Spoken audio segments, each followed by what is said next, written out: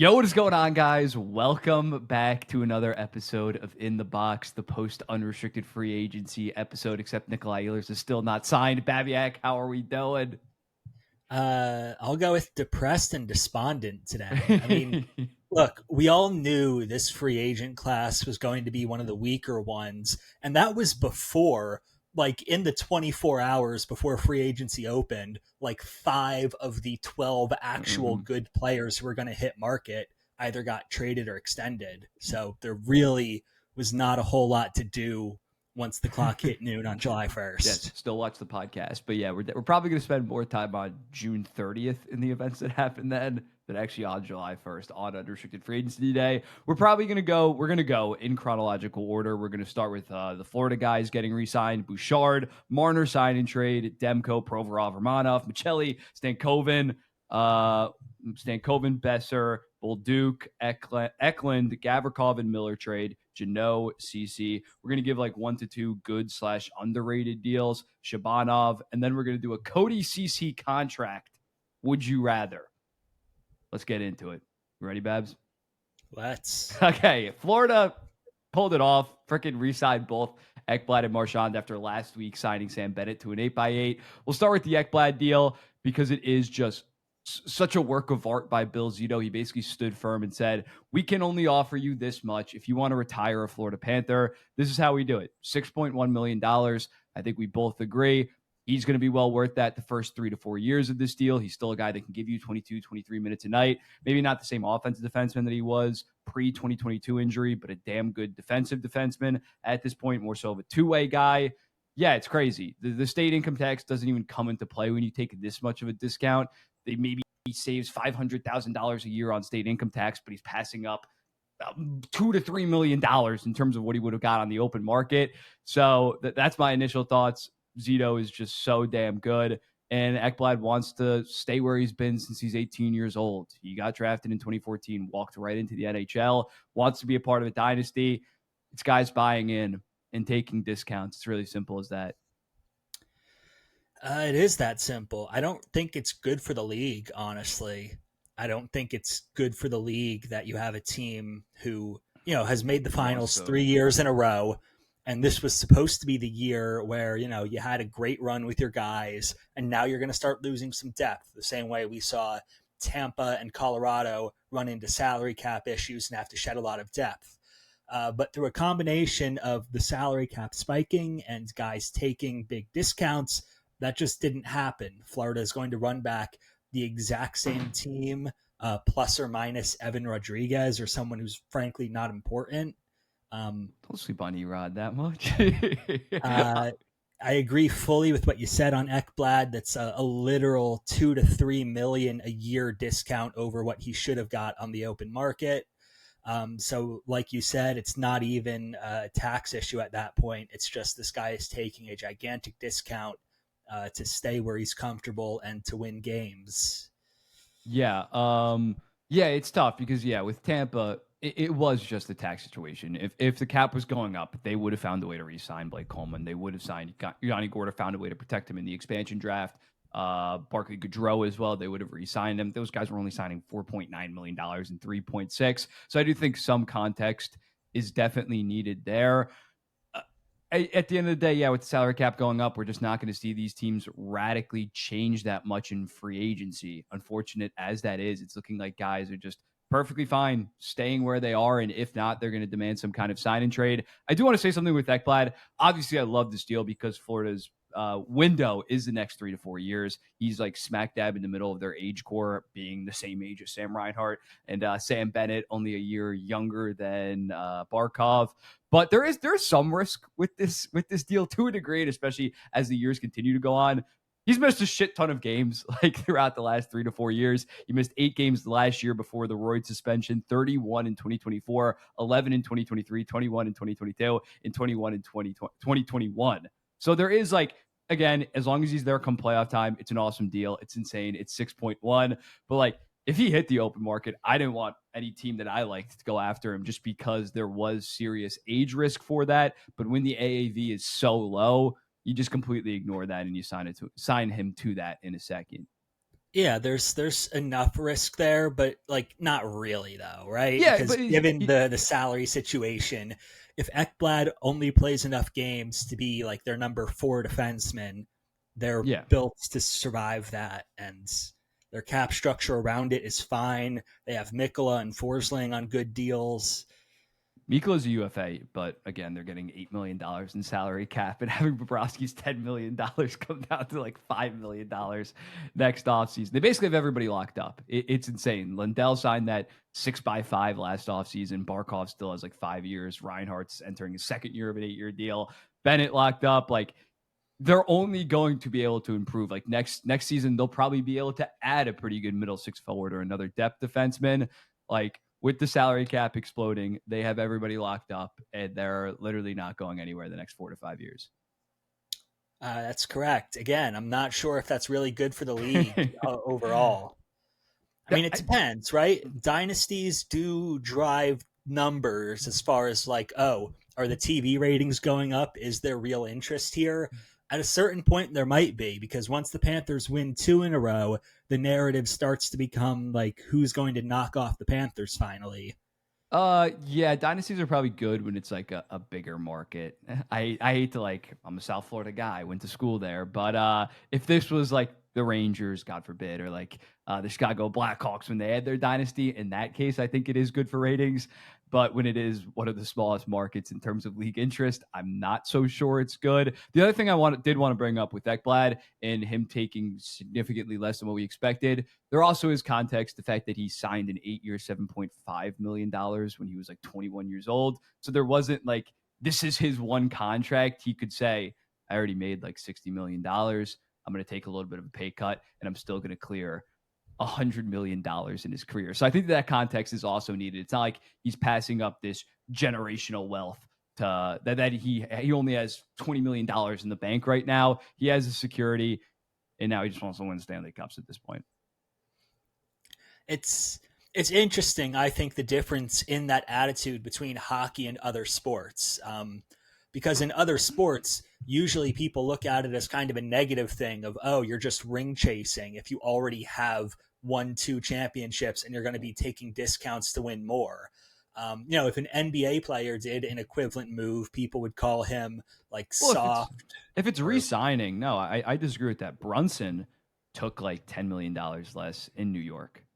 And he's a guy that only signed there like 3 years ago. Like, for Ekblad, I can't see anybody make that argument. I agree with like Mitch Marner went to Florida and signed like a 7x10 or 8x10. Yeah, he'd get a bunch of shit. But when you're Aaron Ekblad and you got drafted there in 2014, when they were at the absolute bottom, like them from 2011 to 2014 were the worst franchise in the NHL, arguably, like on relocation rumors galore in terms of moving the team. I got to push back on that. I do agree that if it was a star player that's taking less to go to a potential dynasty, that's kind of soft, and he probably would get chirped a decent amount. But Ekblad, I think universally we all respect this decent amount. People don't chirp hockey players for it, though. That's kind of where I'm going at. Everyone always seems to take the attitude in the hockey sphere. Everyone seems to take the attitude of, oh, good for that guy. I'm happy to see him go get a cup. Whereas in any other sport, it would be like, doesn't he want to prove something on his own outside of like the system that's set up for his success, where he's the 9th best player? I mean, Marian Hossa signing with Chicago, there wasn't like pushback on him being soft. After back-to-back years losing the finals, he signs with a dynasty. No one's like complaining about him there. I get what you're saying to a degree, but also hockey just is way more of a team sport compared to NBA. If you are that superstar, you maybe can will your team, and you definitely need good teammates to a degree. But there is the possibility of you just willing your team to a championship. We've seen Connor McDavid get far the last 2 years, maybe the most talented player of all time, but because of his team limitations, at the end of the day, especially this year, was not really that close, even though he lost the 6 games to the Florida Panthers. So I think that context is needed. Hossa was a top 25 player in the NHL, not top 10, top 5 or something like that. And yeah, especially for him after losing in 2008, losing in 2009 to the Cup final, I think people were like, that's losing okay. 2 finals where he swapped teams to try and get a better chance at it and then lost. That is one of the funniest things of all time. You want to talk about Marchand now? Sure, yeah. Because this one, like, on its face value, like, is a pretty bad contract, signing a 37-year-old till he's 43 years old. but obviously it's an LTIR retirement. Like, there's no doubt in my mind that he's not going to play the final 2 years of this deal. So it's basically a 4-year deal at $5.25 million, which is freaking awesome for the Florida Panthers. Yeah, I don't know what they're going to do long term about these kind of contracts. Looking at the Chris Tanev one as well, that was like 6 years when he's 37 years old. He's definitely not going to finish that the way that he plays hockey. But yeah, it's again awesome for them. The stat that I pulled is that third line is locked up for the next 2 seasons. Luce Derain only has 2 years left at $13.25 million. So Austin Matthews, or that entire third line, especially based on the production within that Toronto series, it's just ridiculous. I think Marchand's going to age fine. Obviously, the first 2 to 3 years of this deal might legitimately be a $7.5 to $8 million guy. And yeah, it's clear that he just had like a $30-ish million mark in his head, whether that was over 4 years, whether that was over 5 years or 6 years. But yeah, LTIR retirements, not a fan of them. But I respect the owners for just saying, like, I'll do whatever it takes to win. No, I mean, this is clearly cheating the salary cap. Let's call it what it is, right? If both sides are assuming at the date of signing the contract that it's not going to be finished, it's not like Alex Pietrangelo signing 8 years as a UFA, 7 years, I guess, for him as a UFA, and now it seems like he might end up being retired due to injury. You can't, that wasn't like an obviously predictable outcome at the time of signing it. At the time of signing this Marchand contract, everyone knows he's not playing 6 years. I would hope that the league steps in for a cap recapture penalty if he does indeed, functionally retire before this contract expires, because as it is, it's just playing video games with the salary cap, right? That's what it is. We're going to set the years to something that's unreasonably long that neither side is expecting to follow through on, as means of artificially lowering the cap hit for the 3 or 4 years he actually plays. And then if he doesn't play the last 2 years, it doesn't count against the cap. Yeah.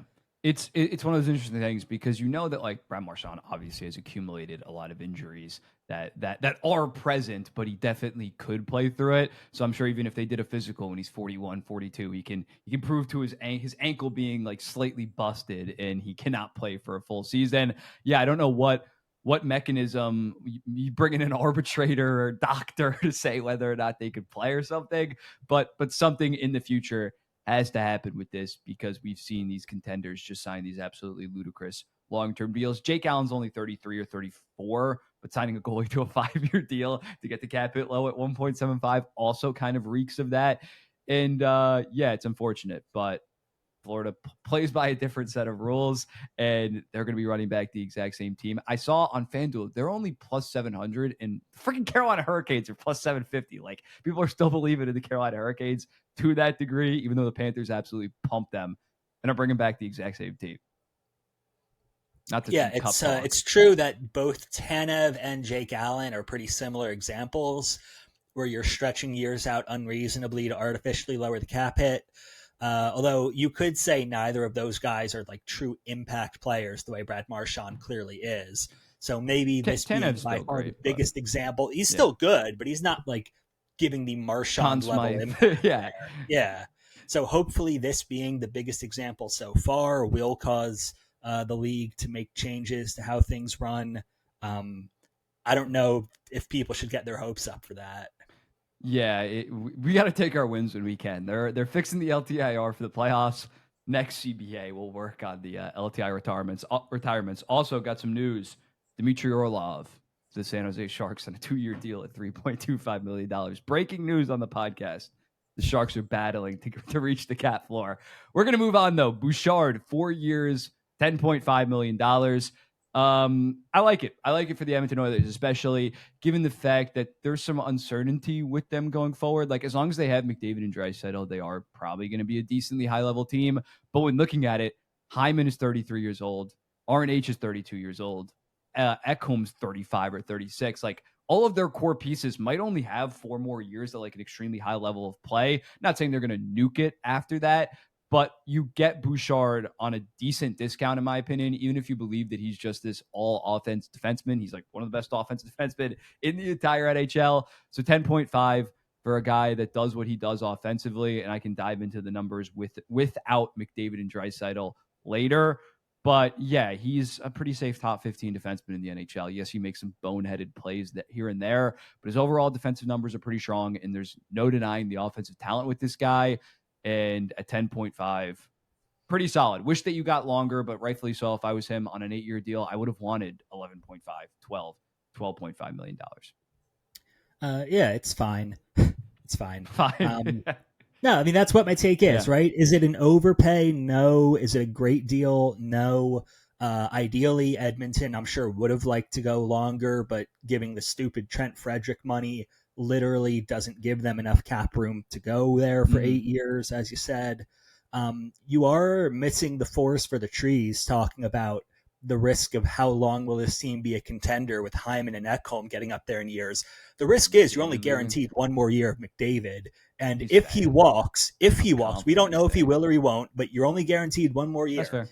If he signs somewhere else, July 1st, 2026, Edmonton's window is shut July 2nd, 2026. Yeah. Right? Like maybe there's some crazy arbitrage where they lose McDavid and then sign Jack Eichel as a free agent to fill in. But, you know, what are the odds of McDavid staying in Edmonton? They're not 100%. And if they lose him and they don't get a legit top 10 player to fill him in, which who knows what the chances are, but, you know, it's possible, then in that situation, selling on Bouchard and Draisaitl and fully blowing it up probably would be a nice option to have. Mm-hmm. So, I mean, Draisaitl with his long-term contract, I assume is a full no-move clause, maybe unrealistic. If McDavid leaves, he probably want to go. Yeah, I mean, if the team's blowing it up, that would certainly encourage more guys to want to leave. Yeah, I'm of the belief that McDavid's going to resign. I feel like, speaking of cup chasing, I feel like as the best player in the sport, I don't expect him to pull some kind of LeBron and go somewhere else. I think until he wins one or until he gets into like his early to mid 30s, and I know that his early 30s actually isn't that far away. It's like 3 to 4 years. But yeah, I fully expect him to stay. You want to hear the Bouchard away from McDavid and Draisaitl numbers? Sure, you worked so hard to prep it, and I don't have much of a take on this contract. I'm a demon on the natural stature on-off numbers. Okay, the last 2 years in the regular season, he has a 45% goals percentage, which is pretty bad, I'm not going to lie.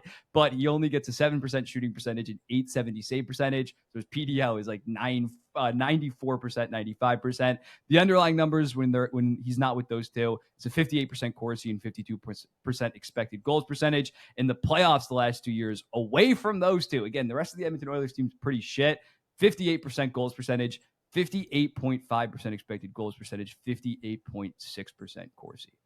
So like he is not some egregious. Gives more in offense than he takes back in defense. Yes, like he also plays with Ekholm, but Ekholm wasn't even there this year in the playoffs, and he was still fantastic. So like I just hate the notion that he is just this complete McDavid and Draisaitl merchant when basically every stat, yes, the actual goals percentage is not ideal, but when you're getting, again, 7% shooting, .870 save percentage, nobody's going to outperform those kind of numbers. He's a good player, and he's getting paid like a good player. As you said, it's not some kind of next level steal on a bridge, but you're getting him from his age 26 to 29 seasons at top 15 defenseman money at this point. Like people are going to blow Hughes, McCarr, rightfully so, are going to blow past this in 2 seasons.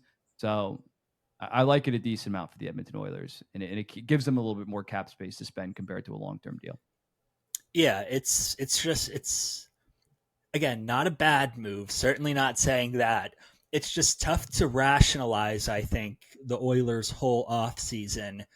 After losing twice in a row in the finals, they don't seem to have any answer other than run it back.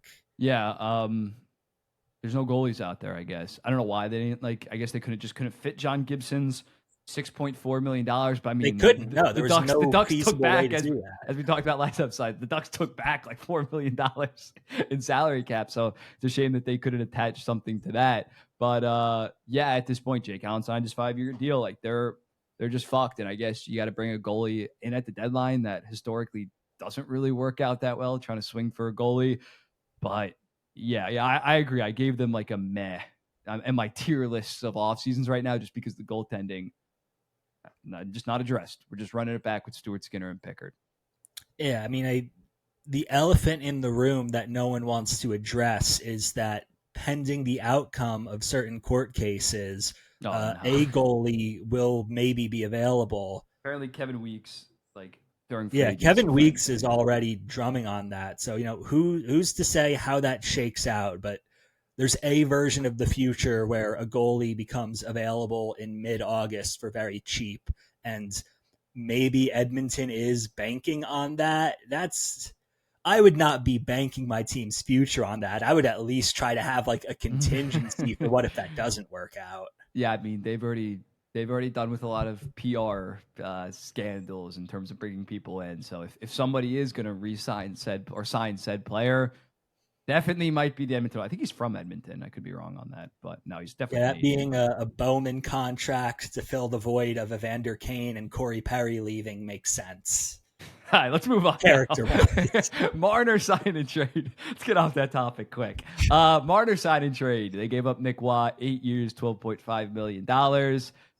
I actually don't love this that much. I don't know what to think. I understand when a player of Marner's caliber comes up, you're obviously going to try to get him, especially when the cost of acquisition is Nick Watt, a perfectly serviceable bottom sixer with 2 years left on his deal.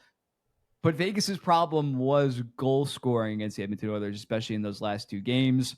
Marner in the playoffs, they don't have regular season problems. They have playoff problems right now. He only has 13 goals in 70 games career in the playoffs. And of course, the numbers of games 5 through 7 in the playoffs since 2019, 20 games played, 0 goals, 7 assists. So again, like in theory, it's a good move. 8 by 12. He's going to be well worth that in the regular season.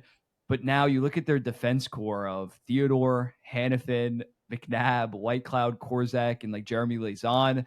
That probably ranks somewhere in like the 19 through 24 range. I think it's better than that. I think it's quite a bit better than that. I'll give you 13 through 17. Yeah, I don't know that makes a difference. It's being 16th place bang average is much different than bottom third. But they also have Aiden Hill, who you've banged the drum that you didn't love that contract given his lack of I stand size. by that. So just bringing in Mitch Marner again, that has massive playoff struggles for a team that has consistently made the playoffs outside of that insane 2022 season. I'm not like, maybe it sucks because the only option out there is Rasmus Anderson is like begging to go to the Vegas Golden Knights, but he sucked last year and he probably wants some 8 by 8.5. So maybe the options just aren't out there. They maybe could have went after. They couldn't have really gone after Gavrikov or Keandre Miller because they're lefties and their top 2 guys, their only 2 elite defensemen, are also lefties. So yeah, it just feels like they're doing something for the sake of doing something. In the regular season, they were 5th in goals per game. They were 5th in expected goals in all situations, 2nd in the power play. So I think it is a little bit of a weird fit. I love their top 9. If Marner does turn it around, this is going to be awesome. But he's just a playoff choker. I don't know how to put it beyond that. Do you have a different take or something? Well, again, I definitely have a different take on the defense. I think Vegas's bottom 4 is reasonably underrated. I think that on defenseman quality per dollar, just giving bigger roles to Whitecloud and Korzak, both of whom are pretty decent players, I think is a better call.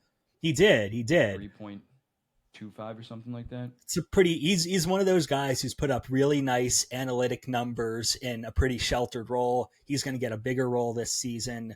Whitecloud will get a chance to be the probably power play 2 guy, second pair minutes. So that part of Vegas, I think, is fine. With Marner, it's just a real gamble at the end of the day, right? We're betting on, if you're Vegas, you're betting on Marner's playoff struggles aren't a Marner thing. They're a Toronto thing. If you take Marner out of Toronto, he will be successful in the playoffs, which frankly, just based on social media sentiment, a lot of Leafs fans seem to think that's pretty plausible. I've seen more than a few Leafs fans who figure that, Marner was bad in the playoffs, but he hated the media in Toronto and was unhappy playing there and didn't get along super great with Matthews. And moving to a team with a better playoff culture, he'll probably fit in really well. I think it will help Marner that Vegas media is non-existent compared to Toronto media, and B, he's going to have a lot less pressure to carry the offense, right? It's Marner's pretty comfortably the 3rd banana in Vegas after Eichel and Stone. Yeah. organizational pressure might be a little bit higher than Toronto. They just continued to run it back, run it back, run it back. Like Vegas, he does have a no movement clause, I believe, so that would be tough. But if he didn't, he could be shipped out to after one season or something like that. Yeah, again, I guess I'm complaining about it, but also there wasn't much better options out there in terms of improving the team this offseason. So I guess it's just a tough situation.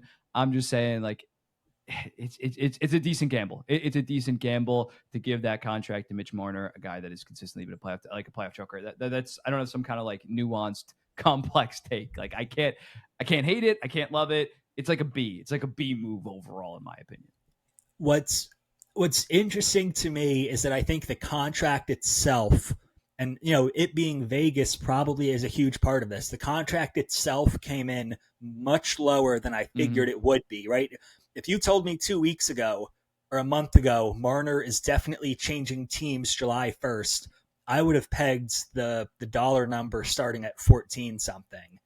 I knew on so Vegas 12 is it feels like he took a real discount for Vegas. For Anaheim, for Columbus, for some team that's not proven and no state income tax.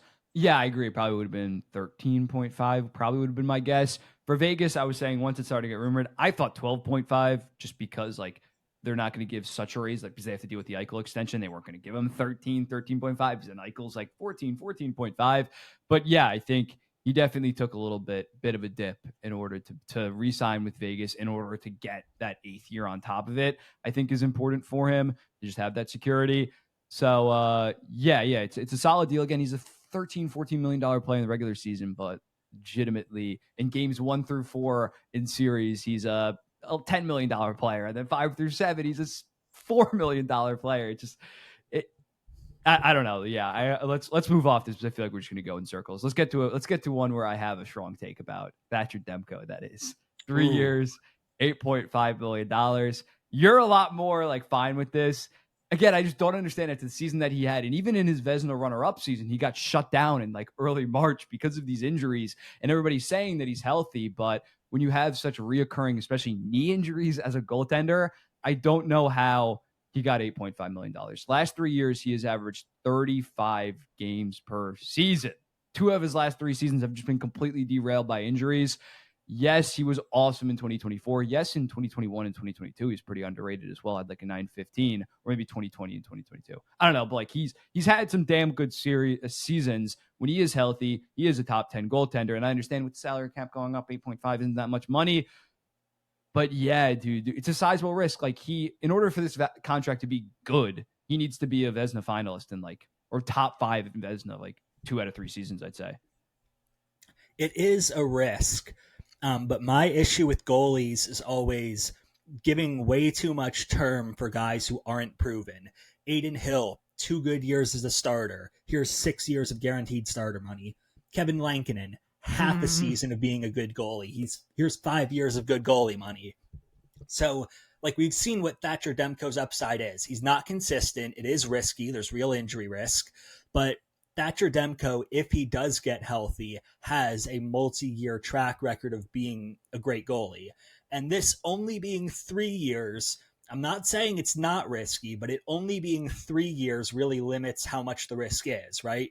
If Demko is hurt and it's a total flop of a contract, you're only on the hook for a short window of time. It's not going to be completely derailing your franchise the way that giving him a 7x7 might.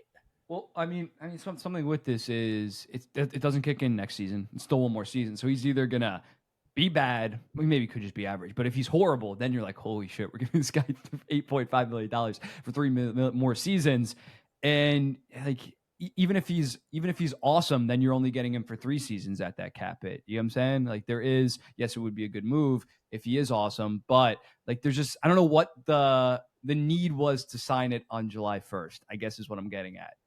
You should have at least seen the season pan out. Because if he was great, then you give him a little bit more term. And it's not like he would have demanded a Shesterkin $11.5 million. He does not have the consistency in the regular season, especially the playoff numbers, to demand that. He didn't even play in their 2024 run. So I just don't get doing it on July 1st. I feel like you're not saving yourself really any money unless he's a Vezina finalist. Fantastic. No, that point I do. I didn't think of that, but now that you're saying it, I do fully agree with Mm-hmm. it. If his big risk is he's always injured, but we're hearing now he's healthy, why not let him prove he's healthy for two Yeah. months? If he does, great. You probably aren't going to pay that much more than this contract, Yeah. right? Based on 2 months of being healthy. And if he's not, you'll get a discount. So If he through was that lens, awesome I to get start, it. yeah, if he was awesome to start this season, like if he was a 9-18 in his first 2 months, he takes like a 5x9, 5x9.5. I don't think, again, he's scaling up to a Shesterkin where you're like, oh my God, we really, really regret this, because the track record is still there. Again, even in his best in the runner-up season, he had to sit out like the final month and a half of the regular season. I'm just, especially with injuries with goalies, I don't really, injuries with forwards, unless it's something horrible like a torn Achilles or torn ACL, I don't really care that much. But goaltenders, knee injuries, I have big red flags regarding Thatcher Demko. That's fair. Aye. Another deal that I hate, but I think everybody hates this one. Ivan Provorov, 7 years, $8.5 million. If I'm Columbus, I would have just let him walk. I don't get doing this. Your time is not really now, even though he is the same age as Zach Werenski. Your window is realistically not truly opening up for 2 to 3 years until Kent Johnson and Fantilli really hit their prime. Ivan Provorov's 28 years old, turns 29 in like December. He's like a Rasmus Ristolainen type. He can play big minutes, and that is important in the NHL, but he doesn't get that many. He doesn't get good results in those minutes. In fact, he's been second to last in relative expected goals percentage the last 2 seasons for the Columbus Blue Jackets at minus 7.1% and minus 6.8%. And again, Werenski is playing the tougher minutes for this team. He's physical. He can get you low 30s. He is a good player. I think that the analytics are a little bit low on him, but just handing over this contract. I understand, like, I'm not going to play the hindsight that they should have traded him at the deadline. Just think that's stupid because they were having this magical season after Johnny Gaudreau sadly passed the offseason before. So you weren't going to blow it up and sell the team there, but you should have just avoided this. And especially on top of bringing in Miles Wood, I just don't know what the plan is with this team. Full agree and co-sign there. I said the entire season that Columbus had to just ride it out, not sell, see what they could do. I guess, like, on paper, you don't want to feel like we wasted a year by we missed the playoffs and then let him walk for free. But letting him walk for free would have been better than giving him this contract. Yeah. I agree with you that Provorov is, I don't know, I think he's generally underrated by fans in the sense that he probably would make a solid second pair guy. And the issues with him and the reason why his analytics tend to look bad is because he plays top pair minutes against top pair, their best forwards on the other team, try to shut them down. And he's not good enough for that. If he played a second line role, that'd be fine. But he's not underrated, I guess, by GMs because, like, you can't be signing a guy to this contract to play him second pair minutes. Like, he gets this contract to be your 1B, Ristolainen actually has been a case of now he's playing 20-ish minutes in Philadelphia and actually getting pretty solid results, especially defensively. And yeah, for Columbus, it's tough because they have Matejchuk, they have Jackson Smith. Now, and I know Jackson Smith is probably 3 to 4 years away from making an impact on the NHL at the NHL level, but now they have Provorov just slotted in for the next 7 years at legit number 2 money. Yes, the cap is going up, but 8.5 is still going to be solid number 2 money in 3 to 4 seasons. Like that's still pretty sizable. That's not something that you could just write off by saying that. And he's going to have an age regression curve kick in relatively soon. It's not like he's 25, 26 years old. We're going to talk about a 25-year-old that got an extension. But yeah, he's in the thick of his prime right now. And with the way that he plays hockey, he should age fine, but I'm not sure he's going to age that gracefully. And I think that this is just Don Waddell is an Eric Tulsky merchant, even though I don't like the move that Eric Tulsky made too much either this week. Yeah, this is a rough contract, and as he said, Columbus's whole direction right now seems to be we're going to overpay for hits, which is taking the wrong lessons from Florida for sure. It's creating a logjam for their young guys, right? I mean, this is the team that just traded away a top 10 pick because they didn't have NHL minutes for him, because our lineup is too stacked right now. Jiricek's going to be a number 7 D-man forever. This logjam won't help that. I don't like the contract at all. What stands out to me, not to get too far ahead with Gavrikov here, but this summer there were literally only three defensemen on the market who you're like, these are actual good players. Like, this will make a team better to give a real contract to. Provorov, I think, and I assume many people think, is the least good of the three, but he ended up signing for the most money. So yeah. Yeah, I understand that with Columbus it is tough, and especially they've had some Russians in recent years just dip as soon as they become unrestricted free agents. But I was expecting if they gave him an 8-year deal, their only team that could give him an 8-year deal. And they didn't end up giving him an 8-year deal, but it would be 8 years, 7.25, 7.5. If it was 7 years, 7.75. And I would have said a little gross, but like reasonable in the sevens somewhere, where that'll be number 3 money in 3 to 4 to 5 years. 8.5 is just anything over 8. I just couldn't have fathomed. And with this window, it doesn't make sense either, right? If we're talking like 3-4 years down the road, oh, Kent Johnson needs his big extension. Adam Fantilli needs his big extension. All of a sudden, Provorov might be the main guy causing you cap issues when you're trying to extend your actual core. And I mean, it wasn't Waddell, but they have Severson for like 6 more seasons at 6.25, but he's like number 4 at this point. Right now. Yeah, like he's already starting to regress. He basically started to regress on arrival. So they have those two guys making, quick math, $14.75 million for at least the next 6 seasons. And they have Jackson Smith, and they have Denton Matejchuk that needs some ice time. Like, it's just a weird, like, obviously last season was magical in terms of them far exceeding expectations, but them being good might have actually been a bad thing for a franchise. We talked about that with the Philadelphia Flyers last season, last season, 2023, 2024, where like they got maybe some false hope, and now they're making some dumb win now more so decisions. Yeah, and it's not even true win now because they're not really adding anything that'll actually help them win. They're just spending a lot more money than they were last season to run the same team back. And I think the most likely outcome is last year's team got lucky more than being good, and running back the same team is going to get you much worse results this year. Yeah, it's weird. Last year, lucky in terms of outperforming the underlying numbers, but the goaltending was horrendous. So, like do you really think Sean Monahan's going to be a point-a-game player again next year? Most likely not, but yeah, they should have some internal growth. I feel like they're just going to be like almost the exact same team. They're probably going to be an 88-point team next year. I think that's a safe bet. Goaltending might get better. They might not have exactly the same puck luck. They should get some internal growth. But yeah, this deal is gross. There's no doubt about that. Next up, another Russian that signed a long-term deal, but he's 3 years younger. Romanov, 8 years, $6.25 million.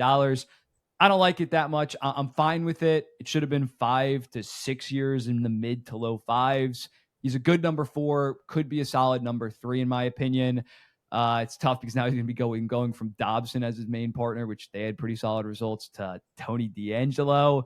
But yeah, he's 25 years old. There's not a ton of age risk for this. For the Islanders, I guess I don't hate giving him long-term because the next 1 to 2 years probably is going to be nothing special. So once they maybe get back in the mix in terms of a playoff team, hopefully a contender in 4 to 5 years, then you look at Romanov at 29, 30 years old, only making 6.25, and you're like, that's actually a pretty good deal. But no, I feel like he's not proved enough, especially offensively, to justify this. He did play a pretty big role for the Islanders this year, 22 minutes. And like when Dobson went down, I thought he actually was pretty good.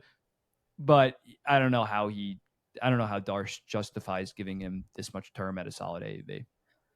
No, it's yeah, I fully agree with you. Trying to come up with some sort of a hot take there, but I think you pretty much nailed it. I mean, the money is fine, assuming Romanov grows a little bit into it and doesn't regress at all over the course of the contract. Giving 8 years to someone with such a limited track record is a weird, risky move in itself.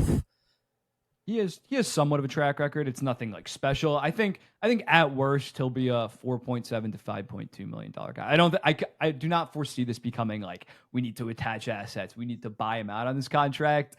But I just don't see huge surplus value. I don't see him in 3 years being a true elite top pair guy or something like that, where you're like, he's $7.5 million. They got an absolute steal here. It's just like, why? I don't know. especially with them drafting 2 left-handed defensemen. Like, I know that Kashan Aitchison's 4 to 5 years away probably, but it's interesting the logjam that they kind of have now with Schaefer at the NHL level, probably Pelech there, and still pretty good, and now Romanov at a decent cap hit. I agree with that too. I think he does have some more room to grow still, but like fundamentally, I believe his ceiling is second pair, not first pair. Yeah, I think his ceiling is very 25 to 30 points. Obviously, no power play time. Good defensive analytics, okay offensive analytics, and plays 21, 22 minutes a night on a playoff team. Which for that 6.25, go nuts. That would be a pretty good value. But yeah, I don't think that he has the tools. You could say playoff time, he's a physical player. He might rise to the occasion then, but at least in the regular season, I'm not sure it's going to be some kind of steal. Agree. All right, Maccelli trade. 1 year left at $3.4 million for a third-round pick. I've been going first all these times. I'll let you get Maccelli first. All right, I like this a lot for Toronto. I actually do. Maccelli was awful last year. There's no way around it. Stuffed in a bottom. And it's not super clear why he was awful. Like, was he playing hurt? I don't know. Allegedly, I guess. If he was hurt to the point it was affecting his performance that badly, why on earth was he playing 60 games for a team that was out of the playoffs? Doesn't make any sense to me. Like, so I frankly don't buy that and think that's an excuse, if anything. Like, you know, if he was actually that hurt to be playing like that, he should have been shut down early in the season. But the 2 years before that, very sneaky good player, second line offense production upside based on, you know, the 2 seasons before last year. I was thinking he was headed that direction, a solid second liner, good offensive upside. So as a buy low move for the Leafs, right? The cap hit isn't high. The draft compensation they gave isn't high. If he's good, you'll have to give him more money, but that's a good problem to have, right? If he's so good that you need to pay him more next summer. I like it a lot. Yeah, I think he's definitely going to far outperform his cap hit next season at $3.4 million. I think he's probably going to play within that top 6, whether it's with Matthews or Tavares and Nylander on the second line. And I think he's going to kill it. I think that he's like definitely a Walmart dollar store, maybe even version of Mitch Marner in terms of the playmaking that he can bring to the table. This year on Utah, I looked up like his main line mates, and it was like Jack McBain, Lawson Krause, Nick Bjugstad, Kevin Stenlund. Like, he was stuffed in that bottom 6. And a player like him, 5'10", playmaker, great hands, like you just can't put him in a bottom 6 like that, or else he's basically useless. And I think with Toronto, the amount of opportunities that guys are gonna have, like right now, their second line left wing for the last couple of years, last 2 years have been like Bobby McMahon. So I think you throw Maccelli. McMahon's a good player, don't get me wrong, but you throw Maccelli in that role and just let him zip around and have fun. For Utah, it is what it is. After you brought in Peterka, like, he wasn't going to get any more ice time. If anything, he might actually get less ice time the following year. It just stinks that they tanked his value like so much that you could only get a third round pick for him. I don't think that this is some horrible deal by them, given the context. Again, 18 points in 55 games this year. You kind of fumbled his development, but you're bringing in a far superior player, and your forward core for the most part with Desnoyers and again coming up still is set in stone. So Maccelli just really didn't have a role.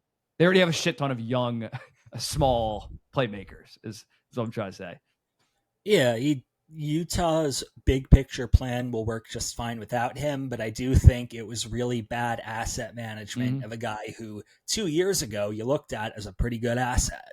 Yeah, you probably could have got a early second for him last year if you traded him then. Okay, another trade of some young guys.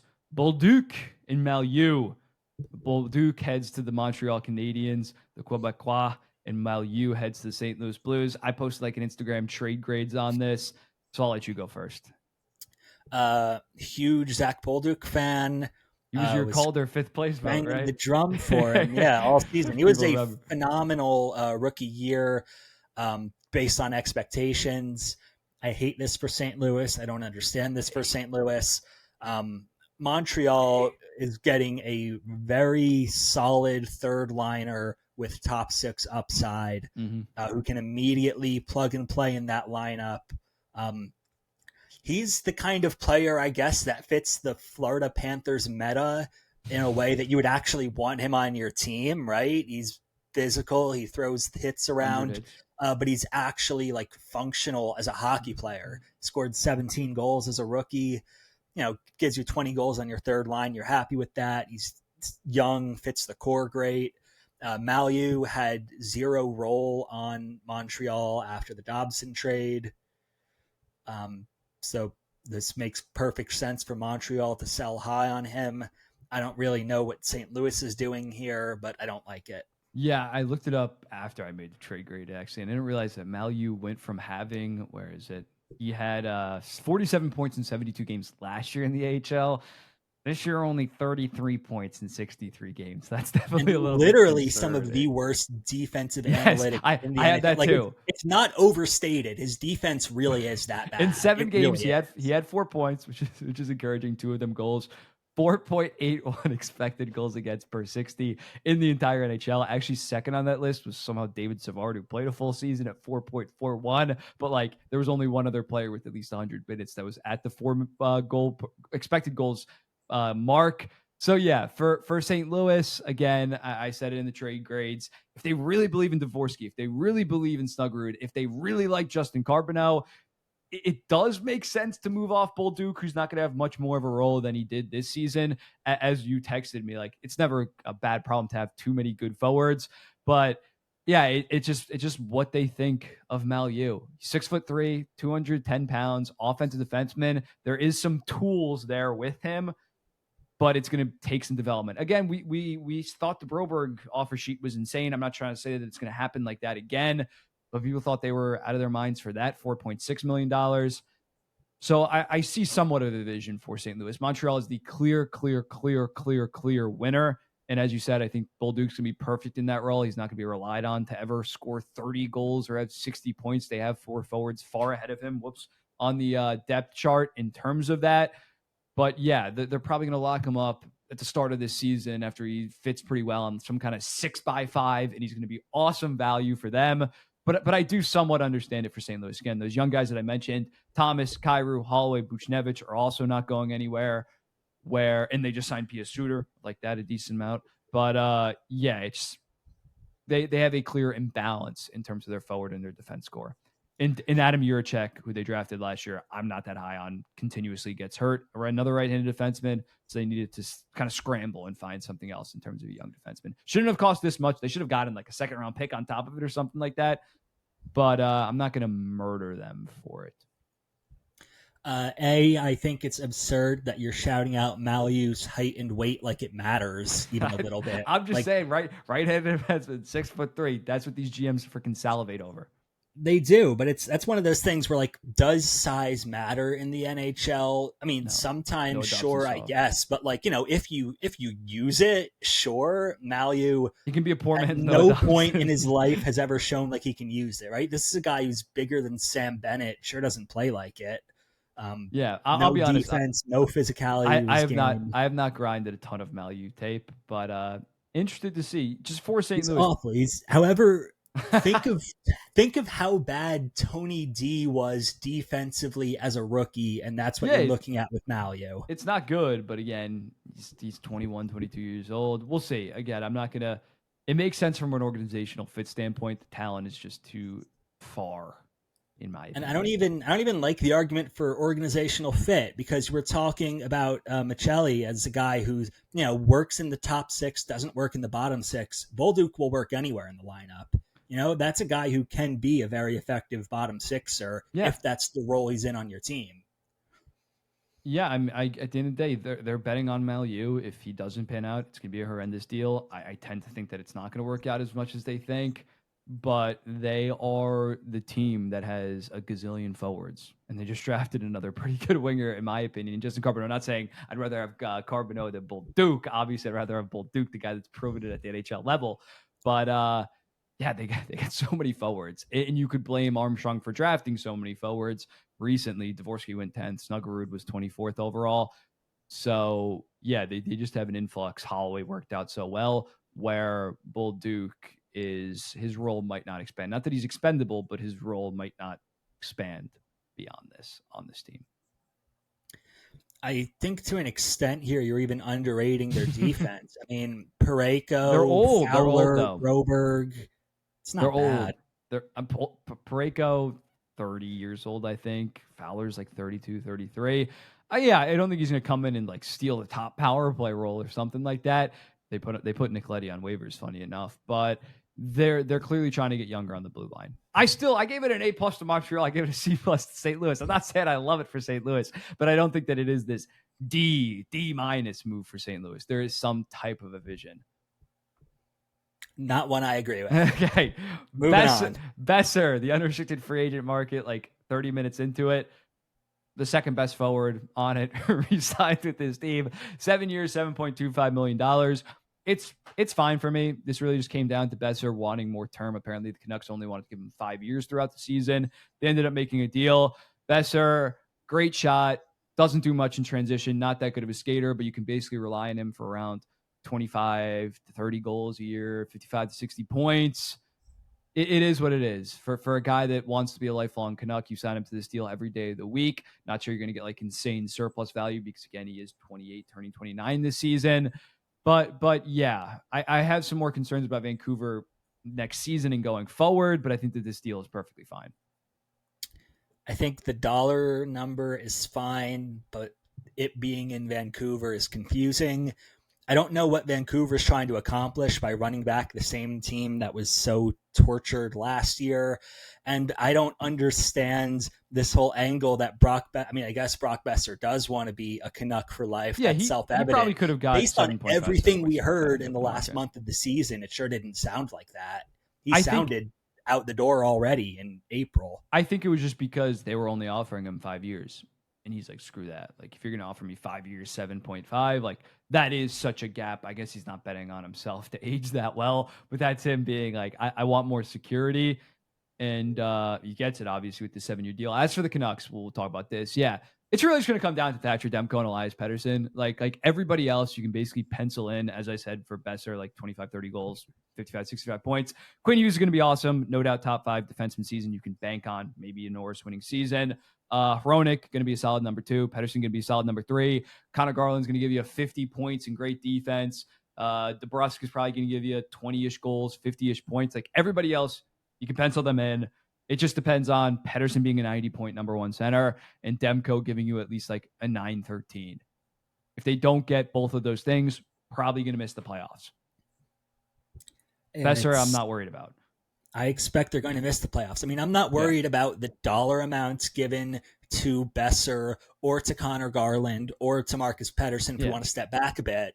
But I do think there's a more general like organization risk here, right? That 2 years from now, Vancouver might be losing Quinn Hughes, bad team missing the playoffs for their second or third year in a row, going in a complete tank direction. And oh no, we can't actually sell off these pieces. We can't trade Garland or Boeser for picks as part of our tank because they're on long contracts with no move clauses. You sounded like me after the Evander Kane trade right now. It's like exactly what I said. Yeah, they're just doubling. They're like a New York Islanders. They're kind of just doubling down on a mediocre core. And again, maybe if Demko, maybe if Pettersson, but they would have to bounce back fully to 2023, 2024 form, or for Pettersson, what was it, 2023 form, in order to have any shot. Like to have any shot of even competing in the West. And even then, I don't know if they have the overall team to do that. And those guys have been wildly inconsistent and wildly hurt the last couple of years, and I don't think it's going to happen.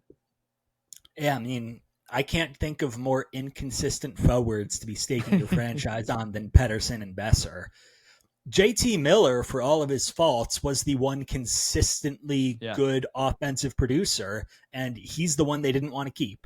So I'm not too optimistic about Vancouver. Yeah, hopefully the power of a good locker room will get them over the top next season. We're going to move on to the Rangers kind of moves. The Gavrikov and the Miller deal. Gavrikov 7x7.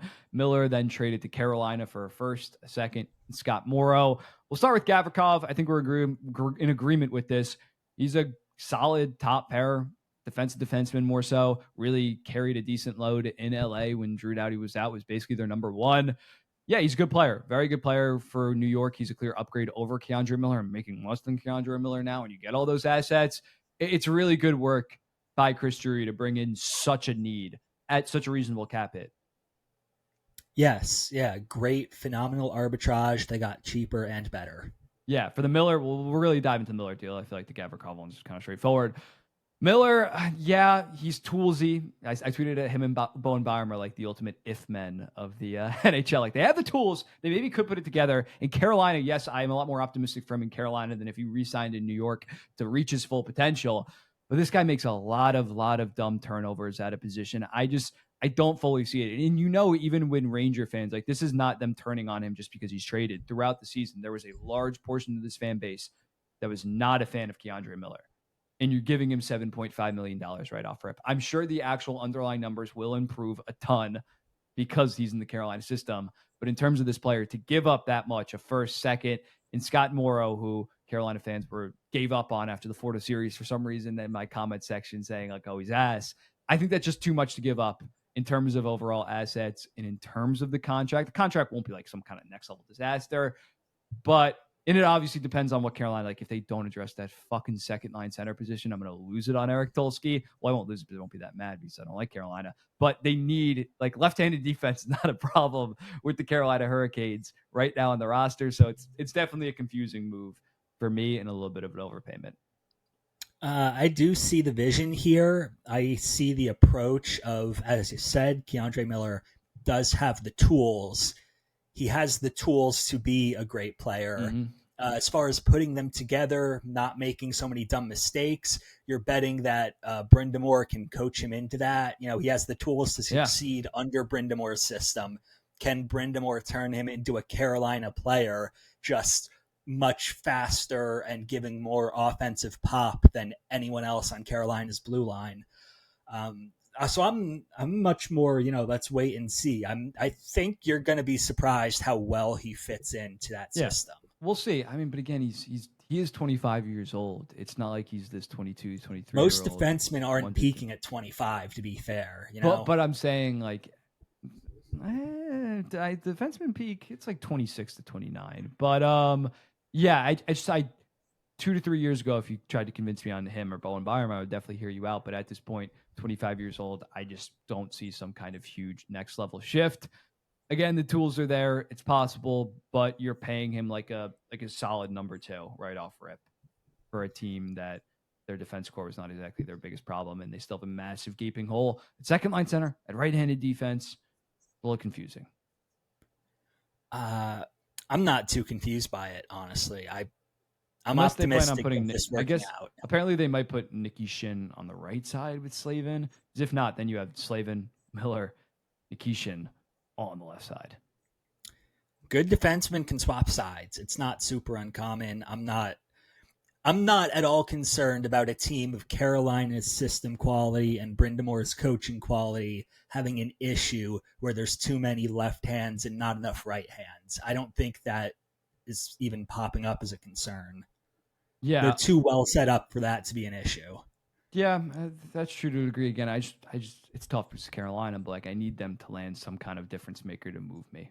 These K'Andre Miller moves, especially with Florida running it back and some other teams in the East, I'm just not moved. Who's out there? Honestly, I know, but just throughout the entire process, took a swing on Mikko Rantanen, didn't work out. You got to bring someone else big in. Considering you still have like $19 million of salary cap space. Forgot to talk about the Stankoven extension. We'll hit on that next, or we'll just hit about that right now. I feel like we're done with K'Andre Miller. 8 years, $6 million. I think we both love this. Stankoven was on the former podcast, the Mike Bartner Show. Great kid. Has a floor of like 45 to 50 points at this point and is an absolute pest out there, kind of like Brad Marchand-esque. It's a great deal. It's an amazing deal. Yeah, I love it. He's a good example of like, don't quote height at me because Stankoven plays bigger than like Andrei Svechnikov does. Oh yeah, definitely. He's willing to get in the greasy sections. Why I love my Victor Eklund pick so much, and we'll talk about his brother soon. But it's just like the Seth Jarvis one. Although Seth Jarvis was more proven and his analytics were absolutely off the charts, but just betting on these hard-nosed guys that again have like the highest floors among young players with the way that they play. He's been a great fit in the Rod Brind'Amour system, and it doesn't even kick in next year. It kicks in the following season. I don't see a world where this is not at least $500,000 to $1 million of surplus value and could potentially be $3 million by the middle I to end of it. agree. I'm Yeah. optimistic on him. I agree. Yeah. On the flip side of that, William Eklund signs 3 years, $5.6 million.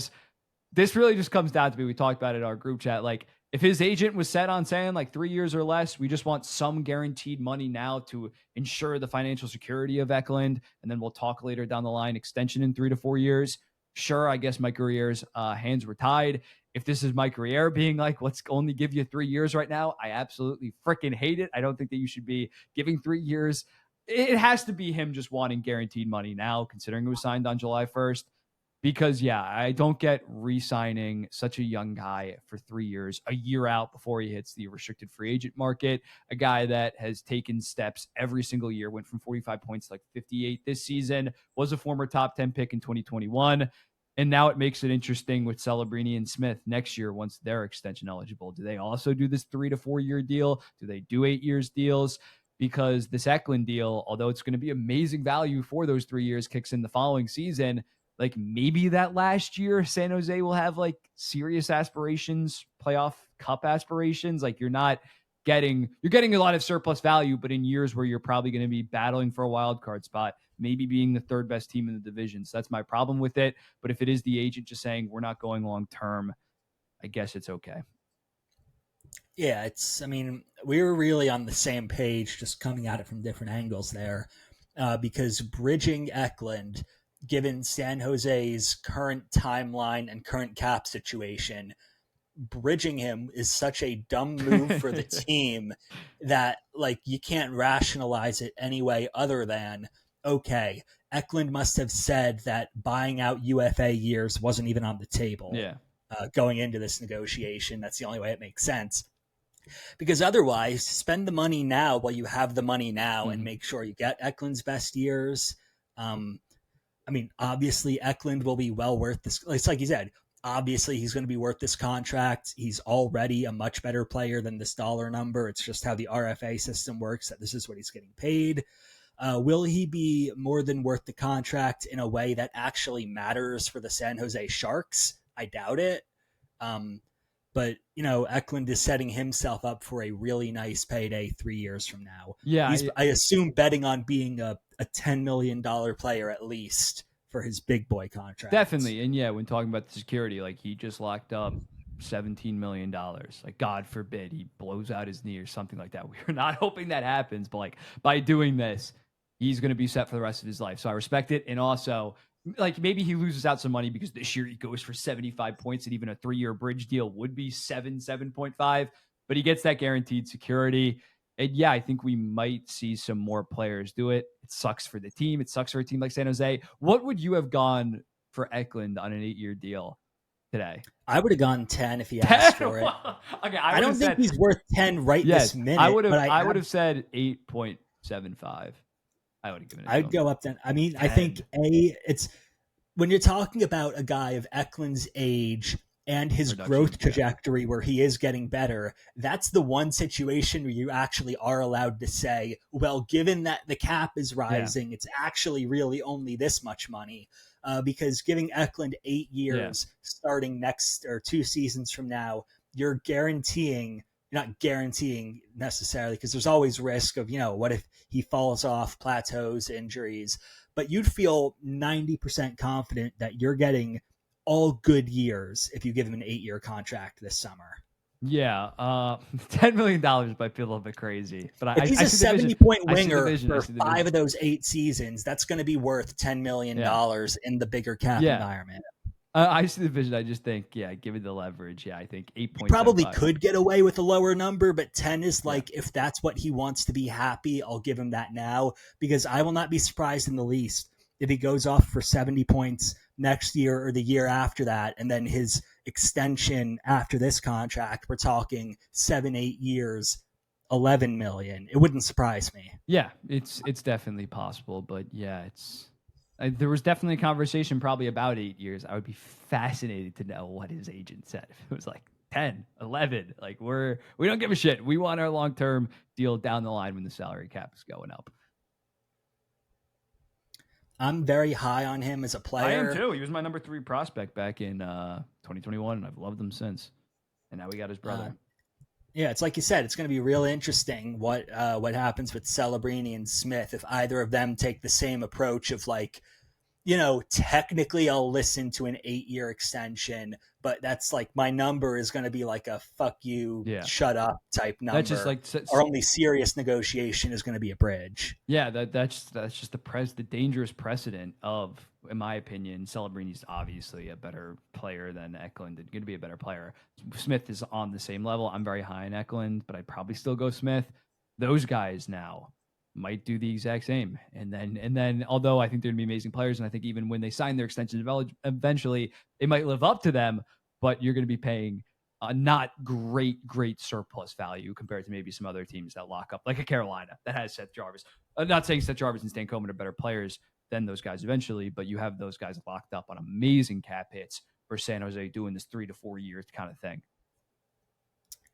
It's would it be better to be in Chicago's situation where you could give Connor Bedard whatever number he asks and it doesn't matter because there's not a single other good enough player on the roster to even like remotely compare to a previous contract? Yeah. I said in my hot takes, I said none of the top 3 in the 2023 draft are going to sign long-term deals, and I'm sticking by that. I just think it doesn't make It sense doesn't right add now. up. No, I mean if you're an actually very good hockey player who's at that age, it doesn't add up with the rising cap. I think the way Eklund managed it of get some guaranteed money Yeah. while you're still on your ELC, but wait off for the big contract until you're at the skill level where you can make that big money. That's the way to do it if you want to maximize earnings. Yeah. As I said, this is a good method to go at it, but I still won't ever fault someone like Logan Stankoven. Yes, if he played out this season, then took a bridge, then took a massive deal, maybe he would have made more money, but he just made himself $48 million and does not have to worry about any injury risk. That is guaranteed. So good for him. He's set for the rest of his life. His family's set for the rest of his life. His grandkids are set for the rest of his life. So I'm never going to fault them for taking that bag. Fair it's enough. it's it's easy for us to chirp from the bleachers to then with some of these Yes, guys then being in that situation is and very saying, different. "Oh, I I'll only understand take that. $12 million right now or 40, something like that." But yeah, we're gonna move on to some of the free agency deals. We're gonna focus on the 2 really bad ones, then we're gonna give out 1 to 2 underrated ones. Jeannot, 5 years, $3.4 million. It's crazy. Had that 24-goal season. He's still coasting off it, but he only has 45 points his last 198 games. Yeah, Boston, Don Sweeney, it just shouldn't be able to sign deals during unrestricted free agency. Back-to-back seasons of just complete ass. And this deal, it requires him to be like a good third liner for the foreseeable future. And I just don't see that happening. He's a good fit, I guess, culturally for the Boston Bruins, physical menaces, but he's not worth this. I saw Pete Blackburn of What Chaos said, like, you either gotta overterm him or over AAV him. They did both in this situation. Like, if you made it 6 to 7 years and you got him, even it should be like $2.2 million at that point, I could get behind it. Or if it was a 1 to 2 year deal at $5 million, I maybe wouldn't hate it. But this much term, this much AAV, brutal. Yeah, I mean, he's a good fit until he's in the AHL for the second half of the contract. He's a fourth liner. There was a time in Nashville where he was a promising player, had the potential for real goal scoring upside to go along with being a bruiser. But we've seen him fill lineup spots in multiple Mhm. actual good playoff teams, and he's a fourth liner. He is what he is. Yeah, the interesting situation, like, they should have just probably kept Trent Frederick. I know that they got the 45th overall pick and eventually drafted Will Moore with that pick, but Trent Frederick, you've seen I'd him. rather have Jeannot than Frederick on these Whoa, contracts. whoa, really? Really? Yes, Frederick I for eight disagree. years with trade protection? I'd rather have Jeannot. I disagree. I'd rather have Frederick. Frederick is a year removed from a highly productive 18 goal, 22 assist, 40-point season, and he was I'm looking at objectively it. hurt this year. I I'm know a just lot of people looking play at it through injuries and as shit. Frederick is a bad player who you're going to be stuck with for a long time. I think Frederick can turn it around. At this point, it's very clear that was kind of just a fluky. He shot like 22% in that first season in Nashville. And Nashville, I don't think was very good that year, so they could play him a shit ton. he's the player that he's been the last 2 to 3 years. Frederick, Oh, I I would fully agree with that. I what? fully agree that Jeannot's not actually a good player. I think Frederick is like slightly better, but much more difficult to offload that contract in 3 years versus Jeannot. I think Jeannot has trade protection too, though. I think he has. I didn't see that. That would be brutal if he does. I think he does. I'm sure the listeners are loving us going back and forth on this, but yeah, I'm pretty sure a lot he of does. Tanner Jeannot discussion. Yeah, that's what you come for. I think he has a no trade for like the first 2 years. I could be wrong. I'm looking it up right now. Okay, you want to hear this from Anthony DeMarco? He's a pretty reliable source. Full no trade clause years 1 and 2, 15 team no trade year 3. 7-team no trade year 4. Nothing in year 5 though. You can move off him in year 5, scot free. Does that change your mind at all? Yes, it does. Why? Was Tanner Jeannot really not going to take this money you put in front of him unless you also agreed to that no trade protection? Or did you like come to him offering it for free? Like, how does that even get negotiated on a ridiculous contract like this? I would love, similarly to like what Eklund's agent said when Greer said, what would 8 years cost? Like, I would love to be in the room for like the Jeannot agent, like the offers coming in. Because surely, like, I refuse to believe that Boston's that dumb where they just sent him this offer without like not assuming that anybody else is also offering him something at least in the range of like maybe somebody also had a 4x3 on the table. So like he's clearly in demand, but everybody's just holding on to that rookie year so much. Genuinely curious now. Is Jeannot's agent sitting there like, look, the price is going to be a hard $4 million unless you give us some trade protection. They offered a 6x4. And they're like, okay, for the trade protection, we'll go down a year and we'll cut a little bit off on the AAV. But yeah, his agent deserves a big boy raise based on that. He deserves the double the usual standard agent fee. But now we're going to move on to the Cody Ceci one. 4 years, $4.5 million. Talking about Jeannot, power forward, winger, what teams look for, right-handed defenseman, not even like a specific player type. As long as you play the right-handed defense, you're going to get paid a shit ton. And it's just egregious because Ken Holland gave out an equally bad deal when he was general manager of the Edmonton Oilers to Cody Ceci. I ran through the stats on my worst contracts. Like he was by far the worst defenseman on the Dallas Stars when he got traded. Even on San Jose, their other 3 to 4 competent defensemen far outperformed him. It wasn't just his numbers were bad because he was on San Jose. He's ass. They moved out your favorite player of all time, Jordan Spence, to let him play and pay him that much. It's ass. Yeah, they traded Jordan Spence for what if Jordan Spence was older and cost 3 times as much and is worse at hockey? The LA Kings are spending $8.5 million next season on Cody Ceci and Brian Dumoulin to, I guess, be the third pair. Gavrikov and Spence are combining to make $8.55 million for their new teams next season. Everything I said about I don't think the LA Kings mismanaged their window all that badly on the last episode. Throw that out. I was wrong. It takes a real man to admit you were wrong, and I was wrong. Ken Holland has ended this team's window right here. They are not going to win another playoff series in the Kopitar-Doughty era. Well, they will not be able to effectively rebuild without it. Not much would change considering they haven't since 2016. Yeah. This really did seem like a nail in the coffin almost. And not only just like getting worse this season, just on paper, like also Kopitar and Doughty are going to fall off at some point. They're going to start regressing soon. So like that's not even accounting for that. And Darcy Kemper, it's already started to an extent with Doughty. Doughty's still a good player, but it's confusing why they give him so many minutes when he's clearly not the Doughty of 6 years ago. But I'm just saying, even if you're assuming Kopitar exact same, even if you're assuming Doughty exact same the next year, Darcy Kemper, he's going to come down a little bit just because he was so good last year. But like that's not even accounting for the age regression. They are objectively a worse team on paper. They are. They spent a lot of money this offseason to get older and to get much worse on the blue line. Much worse. Yeah, and it's just brutal. Like, it is peak Ken Holland. And I tweeted it out, like, it's ridiculous that the Islanders ownership wanted Ken Holland at first over Matthew Darche. He just said, like, I'm not coming out east. He's he's a domestic terrorist. That's the nicest way I had to put it. We talked about it before, like in the salary cap era, he just hasn't had jack dick in terms. Nothing. Well, like, well, obviously he already had the team built in Detroit, and they won in 2009 or 2008 and made the Stanley Cup final in 2009. But like actually drafting, developing, signing, once that core kind of dissipated, it's been horrible. It's just been straight up ass. He obviously inherited McDavid and Draisaitl. Only one Stanley Cup final, and even then it was just off the backs of those guys going absolutely ham. Nothing to do with kind of the guys that he brought in. Just a bad general manager.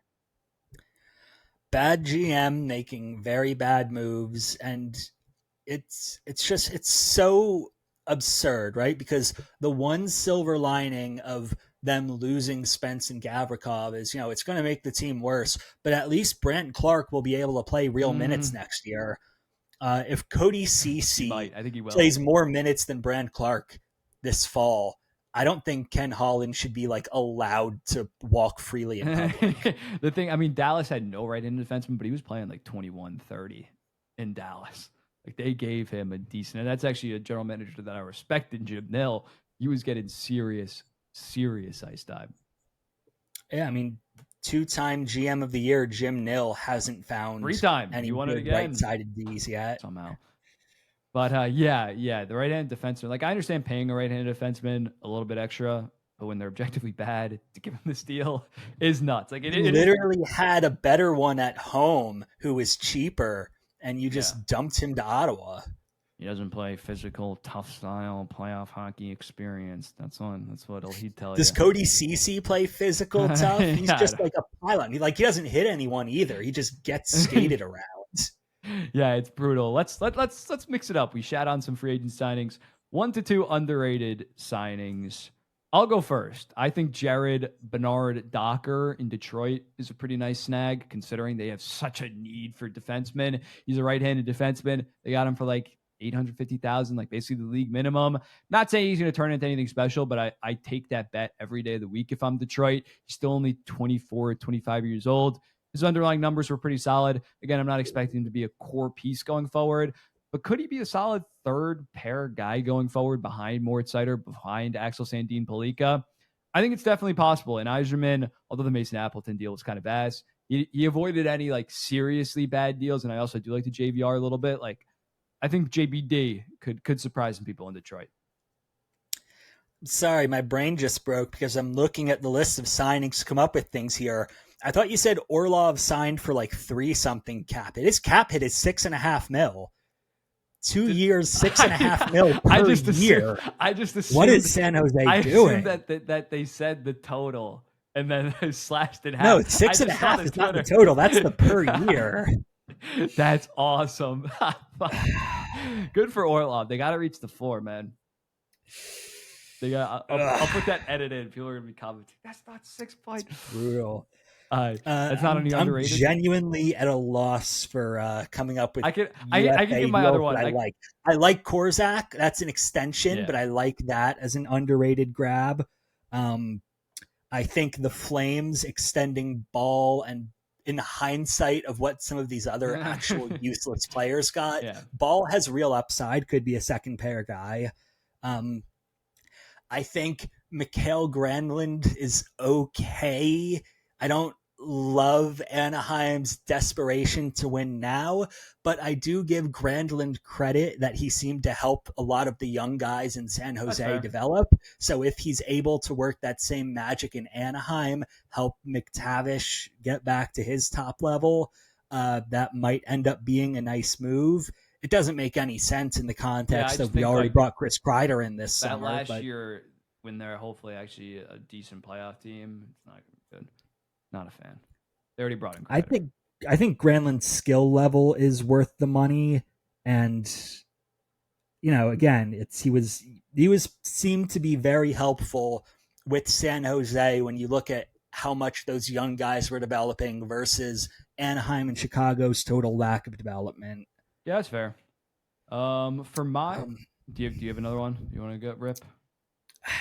I'm genuinely trying to look for a free agent, a UFA, and I'm not finding anything. I think the Will Kuyl contract is solid, but that's an extension, not a UFA. I'll give my second one go. while you're looking. I think the Jacob Peltier one in Tampa, it's 3 years at like about league minimum money. Not saying he's going to be some high impact guy, but I think he plays pretty physical. I believe his underlying numbers were pretty solid, and he put up 19 points in 49 games last year. Like, just stuff him on that fourth line.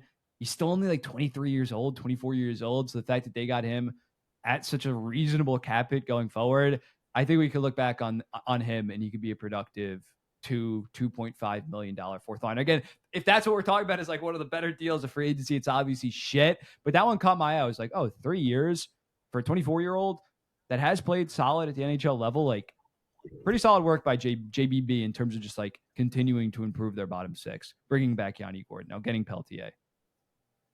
After a more thorough consultation, I don't want to lie to your viewers, so I genuinely have nothing. Just a hideous free agent window. The Noah Cates extension. I'll throw out another extension that flew under the radar. Noah Cates 4x4 looks really good in the context of what some of these guys signed for this summer. I think Noah Cates is a much better player than Pius Suter. He's cheaper, locked down for longer. Mm-hmm. I think Noah Cates is much better than Ryan McLeod, who signed for $5 million times 4 years. Oh, McLeod Noah Cates came in cheaper than that. McLeod was a beast.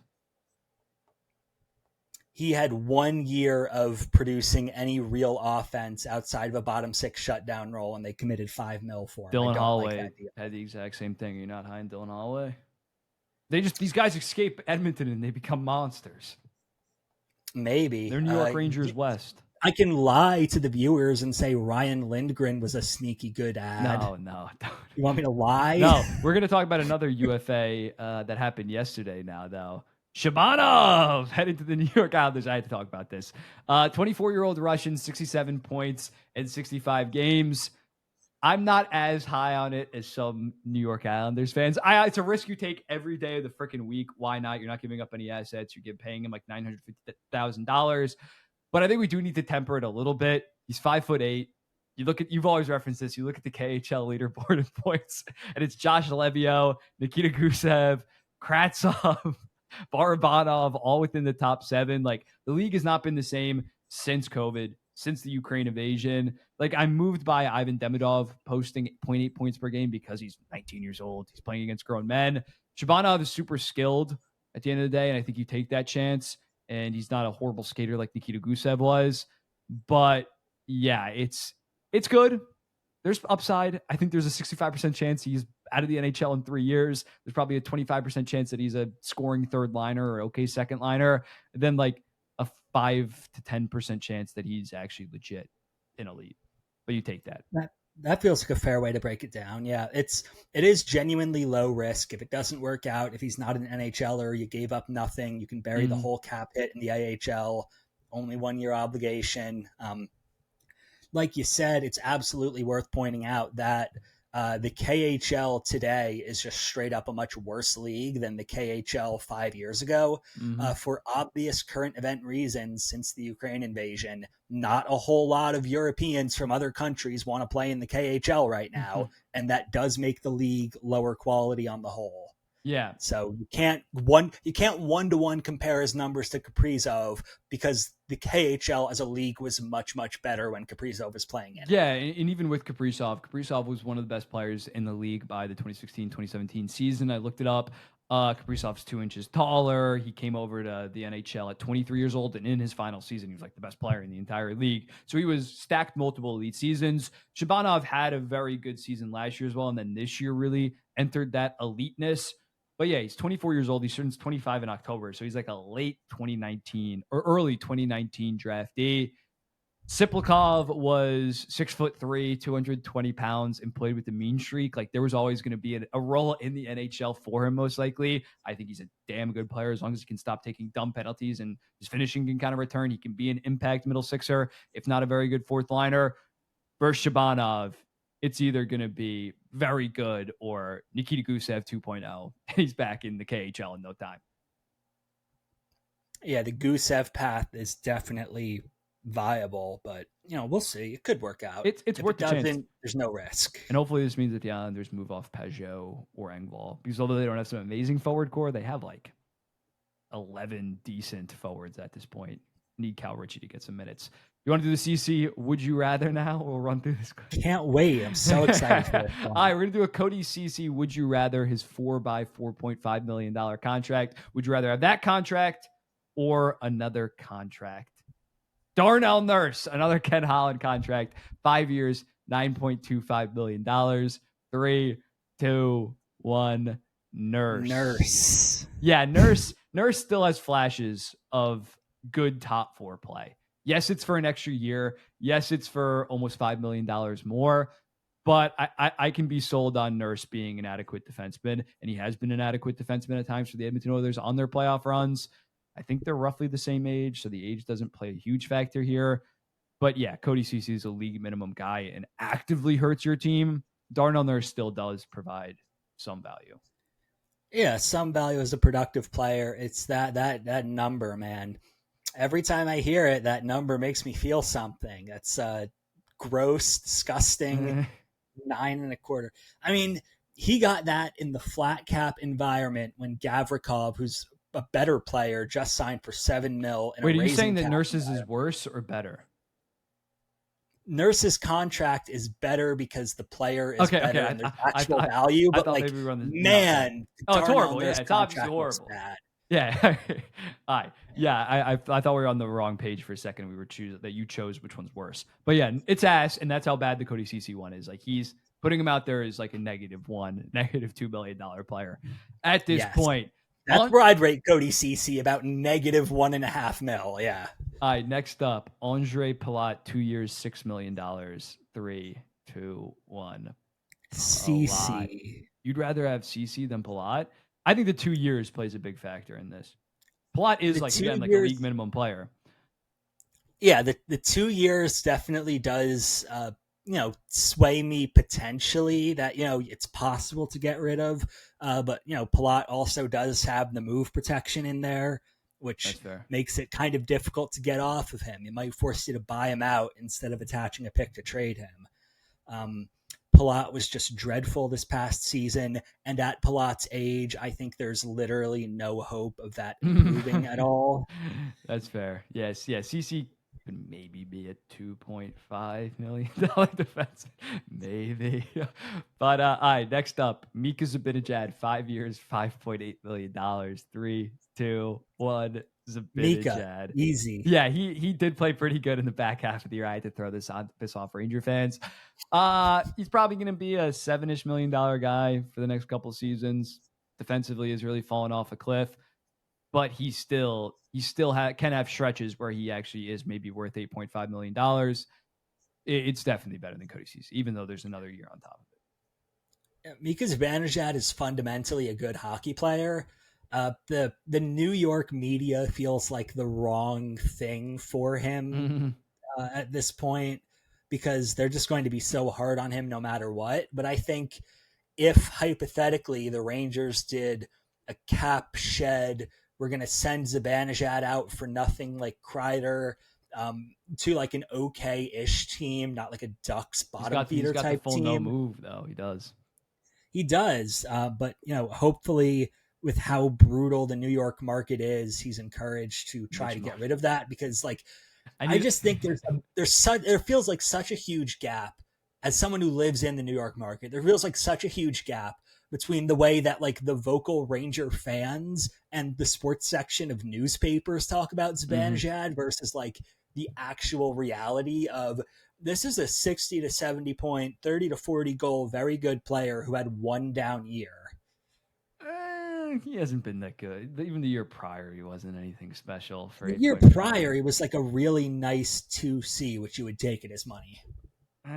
It is what it is. I'm not as high on Zibanejad, obviously. Then lastly, Brady Shea, 6 years, $7 million. 3, 2, 1, CC. Yeah, 2 extra years, 2.5. Shea's obviously the better player, but they're the same age. Shea was pretty fucking ass. He ended up finishing with 33 points, but horrible, like his defensive metrics, as you kind of expect, going from Carolina to Nashville. Cratered. So yeah, Shea might be the worst deal in the NHL. Yeah, just that term on Shea makes it not good. I mean, Brady Shea can barely hang in the NHL now. It wouldn't surprise me in 3 years if he was like an AHL / healthy scratch tier player 3 years from now. And you're going to have another 3 years after that. Yeah, it's Barry Trotz, baby. Barry Trotz is absolutely cooking.